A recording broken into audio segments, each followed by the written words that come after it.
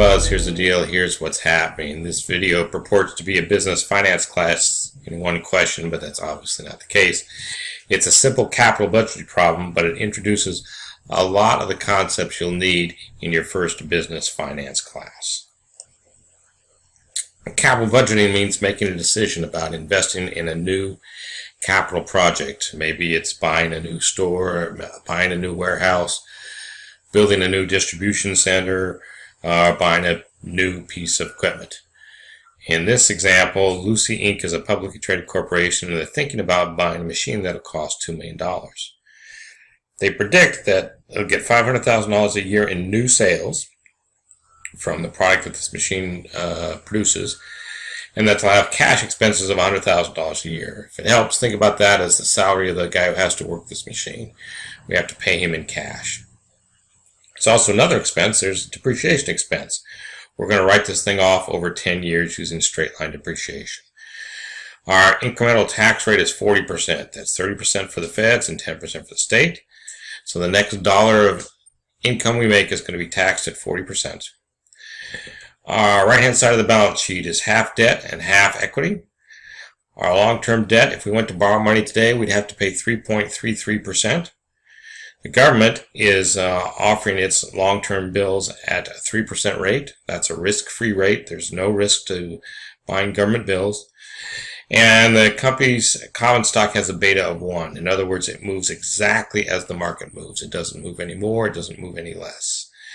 And to get people to even think about investing in the stock market, we have to offer them a premium of about 7% above the risk-free rate. The company doesn't pay any dividends on its common stock.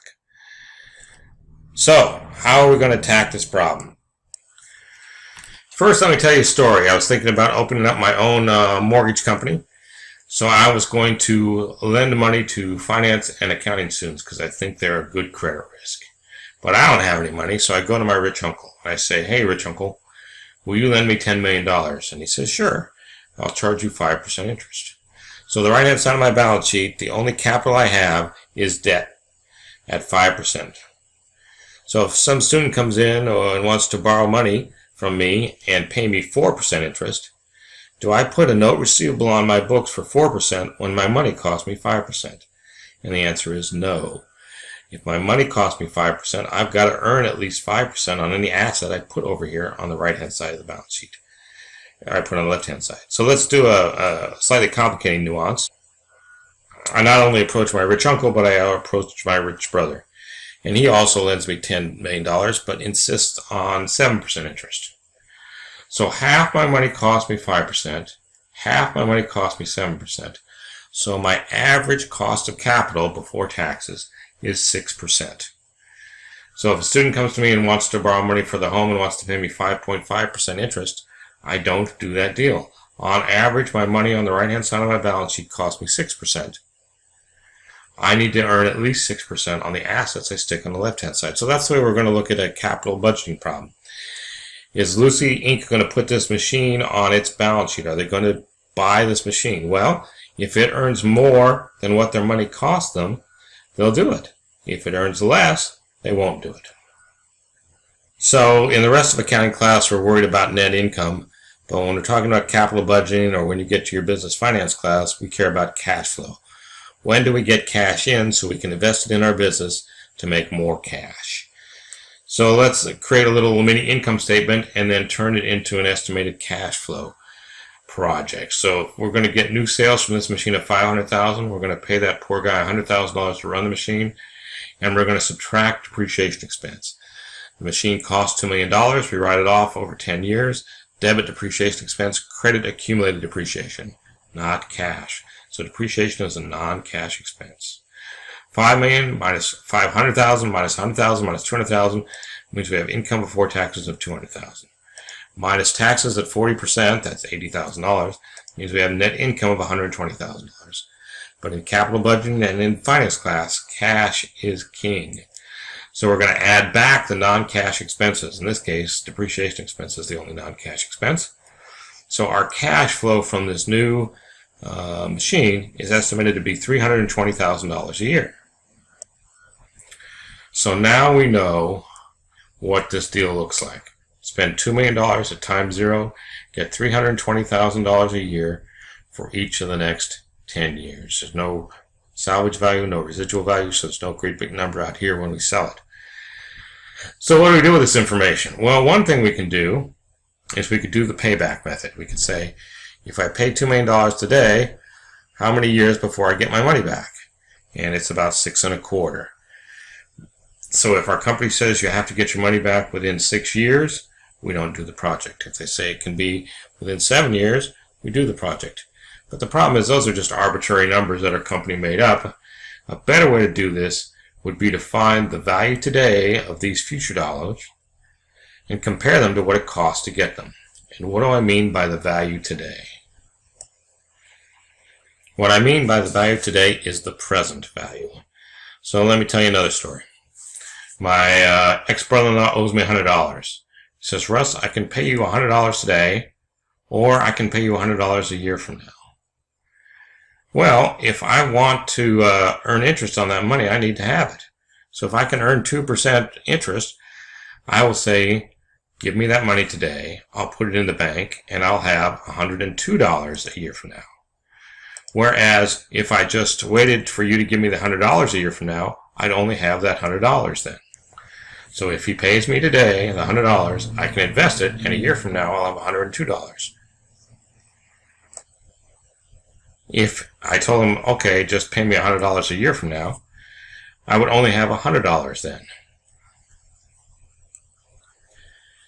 The important part of this story is if he says to me, I know I owe you $100, I can either pay you that $100 today or $102 a year from now. In a 2% environment, I am indifferent. Both those numbers are the same to me. In other words, $100 is the present value of $102 to be received 1 year from now, assuming a 2% discount rate. And what we can do is we can find the present value of any lump sum or any annuity, which is the same sum received over and over again over every month or every year, or any cash flows. If it's got $100, $102, $103, $2,000, whatever it is, we can find the present value of that, either using algebra or tables like are in your textbook, or using Excel, or using the financial calculator.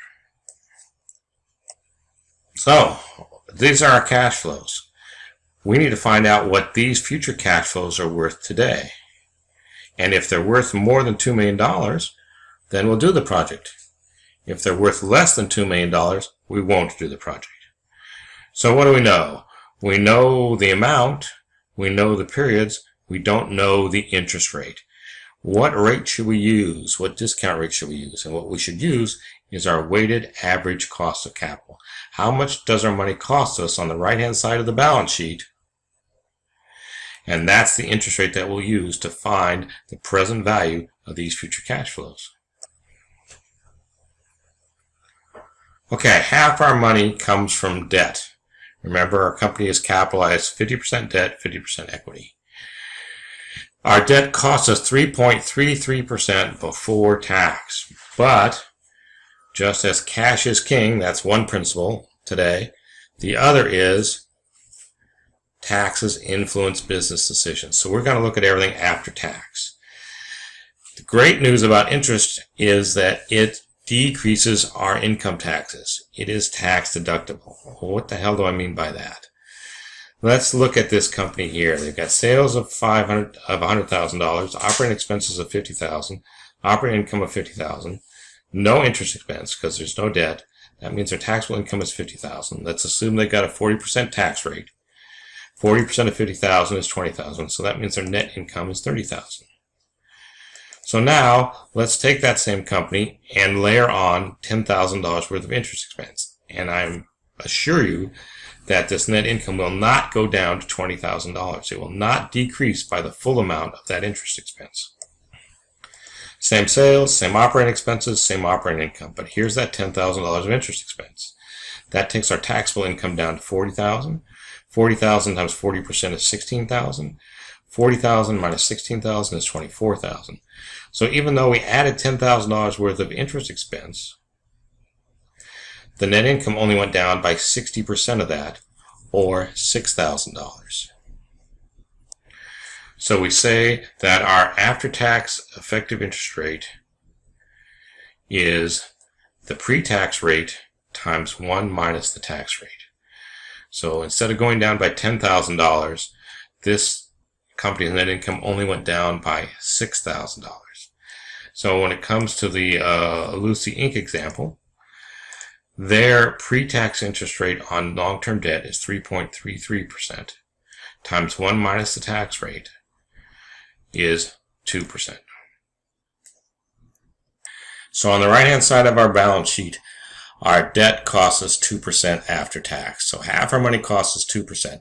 What does our equity cost us? Well, it's riskier because equity investors have to wait in line behind the debt investors to get paid. So intuition tells us that its cost must be higher.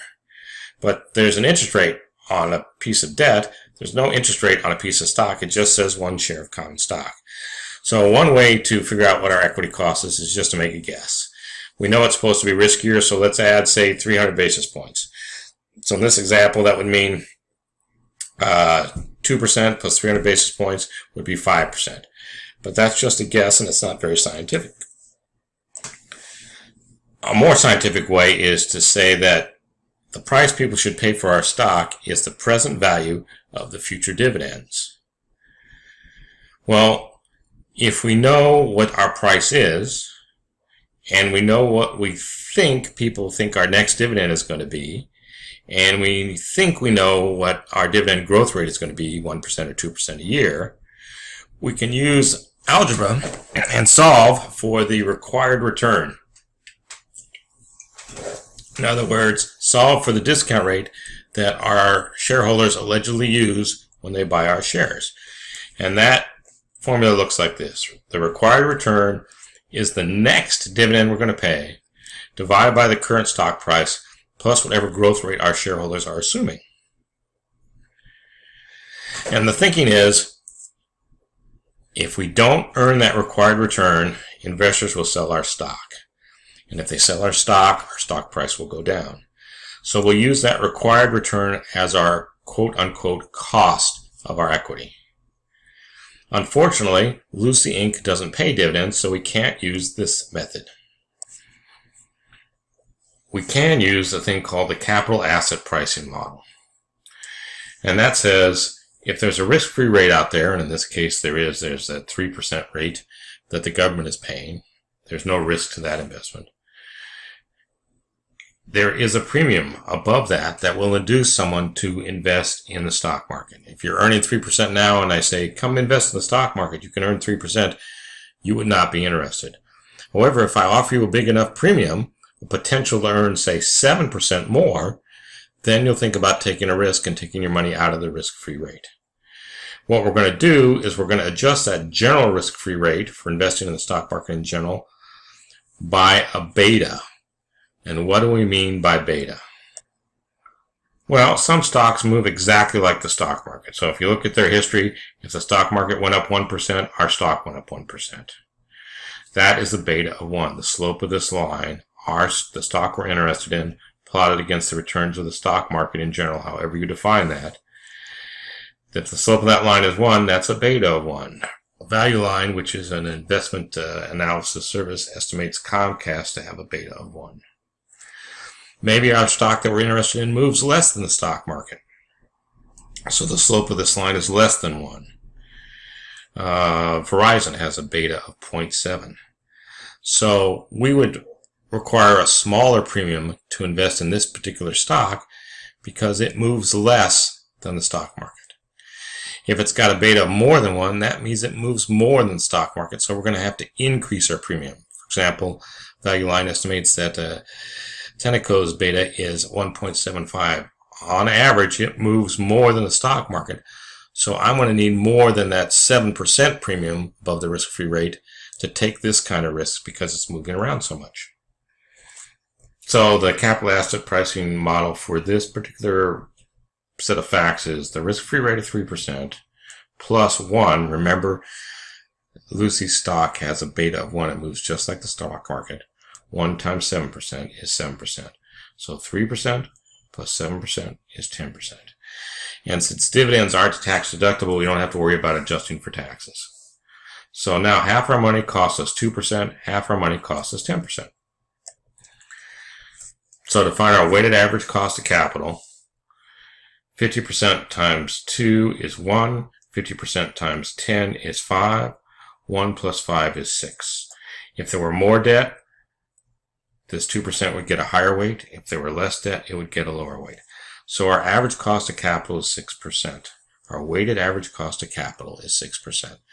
If our money costs us 6%, we want to invest in projects that earn more than 6%. Okay, so now we know that 6% is the interest rate to use. Let's find what these future cash flows are worth at 6%. And if they're worth more than $2 million, let's go ahead and do the project. So let's do the simplest way of doing this calculation. These are all the same numbers. So we're in the third row, we're in the third row, we're in the third row. Hit second, clear time value menu. That clears everything out of our friend, the third row. And let's plug in some numbers. 10 is the end. In other words, there are 10 years in this problem. The interest rate we just spent a lot of time figuring out is 6% per year. PV is the present value. That's what we're going to try to find out. The payment is $320,000. Let's change that to a minus, just because when you put in negative numbers in a calculator, it throws out positive numbers when it comes to time value calculations. There's no future value because there's no big lump sum here at the end when we sell this thing out. It's got zero salvage value. So we'll hit compute PV, and sure enough, these cash flows in the future are worth $2,355,000 today. So we have a net present value of this minus this, or $355,227. So we're going to do that project. These future cash flows are worth more than what we have to spend to get them. All right, let's do the same calculation just a little differently. We'll use the dreaded CF menu. The problem with the CF menu is you don't get to see everything you put in, and so it's real easy to make a mistake and not realize it. So let's just be extra careful. CFO means what's the cash flow at time zero? Well, at time zero, we're paying out $2 million. Since that's cash out, let's put a minus on that. Change the sign down here and say cash flow at time zero is $2 million. Enter, down. Calculator wants to know what the first cash flow is. It's $320,000 in. Enter, down. Then it wants to know the frequency of that cash flow. Well, we get that 10 times. 10, enter, down. And that's all there is to it. There's no other future cash flows after that, $320,000. So let's find the net present value. Let's have it do that arithmetic we just did by hand. So we go into NPV and it says, well, what interest rate do you want me to use? We say 6%. Enter, down. And then we hit this compute button and it tells us that the net present value is $355,227, which is what we expected. We knew that these things were worth $2,355,000 and we had to spend $2 million to get them. So our net present value is $355,000. We do the project. Another way to do it is to find the internal rate of return. Officially, the internal rate of return is the discount rate at which the present value of these is exactly equal to that. But the easier way to think about it is what this project earns. So if it earns more than 6%, we do it. If it earns less than 6%, we don't do it. Let's go to the dreaded cash flow menu again.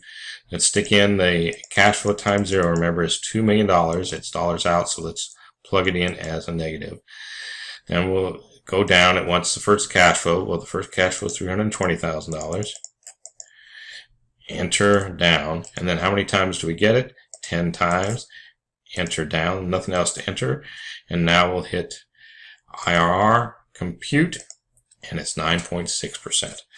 So this project earns 9.6%. Our money costs us 6%, so we do the project.